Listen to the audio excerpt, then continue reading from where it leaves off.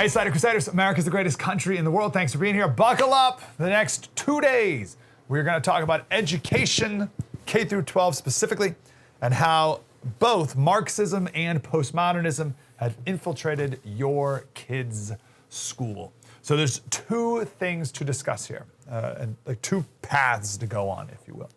So first, the Marxism. So tomorrow we're going to give very specific examples. We're going to go into the textbooks, specifically one called Rethinking Mathematics. And this book gives examples to teachers on how to infuse Marxist ideology and just the furthest crazy left policy and ideology that you could possibly imagine into math class. So it's one thing if you're going to do that in English class or history class or whatever, I think we get that, but how do you do it with math class? Well, one example is, let's calculate the percentage of presidents who owned slaves. Let's calculate a proper livable wage. Let's add up how much land the white man stole from Mexico. These are actual examples, I'm not making those up. So we'll go through that textbook tomorrow. So that's a Marxist infusion, right? Here are these Marxist ideology, Marxist policies that we're going to infuse into math instruction. That's one path. Then there's postmodernism. That is, what is math?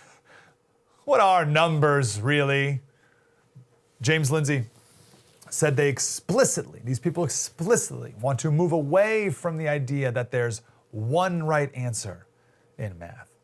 They want us all to accept that there's multiple ways of thinking and subjective answers to mathematical-ish questions, which usually involve feelings and stories and word games. In the Rethinking Math textbook, every lesson ends with having the kids write how that study made them feel.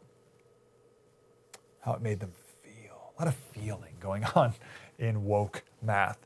Now, they didn't have to write an essay if they didn't want to. They could also make posters, because worship of the written word is a master's tool of the oppressor against the oppressed. So an essay is a form of white supremacy. So you don't even have to force kids to write how they feel. They can just make a poster about how they feel. If I was in school when this was going on, I would be the king of posters. I'd be so awesome at making posters, I wouldn't write a lick of anything. So we'll do more of that tomorrow. Does that make sense? You got Marxism on one path, and you got postmodernism on the other. Postmodernism is more like, think of it like just like New Age hooey, which is like, what is a plus sign really, right? That kind of thing. Today, though, I want to talk about where this all came from. Let's start with some fruit. So this is a man on the street interview with two young teachers. Take this one in. So I was a 7th grade civics teacher, government teacher, and she is an elementary school teacher. What year did we get our independence? 17 something. We're teachers. I actually don't teach what's in our curriculum. I'm teaching children social studies that's not in our curriculum, teaching them things about how to be an anti-racist. I taught them about protesting. I taught them about Black Lives Matter. I taught them about Black Lives Matter. Nice. Now, lest you think that that is a rogue dummy teacher who doesn't know what our founding was. This is a promotional video of PS 63 in New York City. This is a K through 5th grade school. ESI Creates has been an amazing opportunity for our school to have time dedicated to come together to talk about how do we create anti-racist schools. I see teaching as a very political act.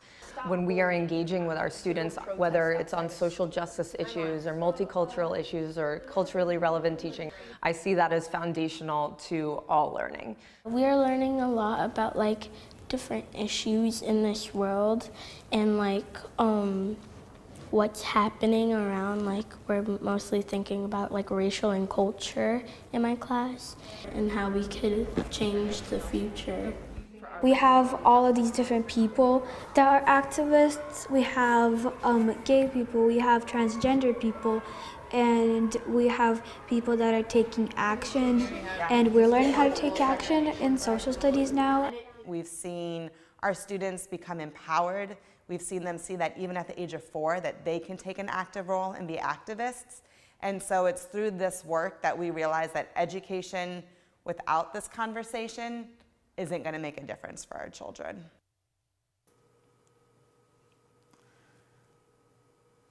At the age of 4? My kid's like 3 years, 8 months. I'm not gonna talk to Jack about the legacy of slavery the age of 4. Slater Crusaders, thanks for watching the first on YouTube. If you want more, like, subscribe, we got plenty.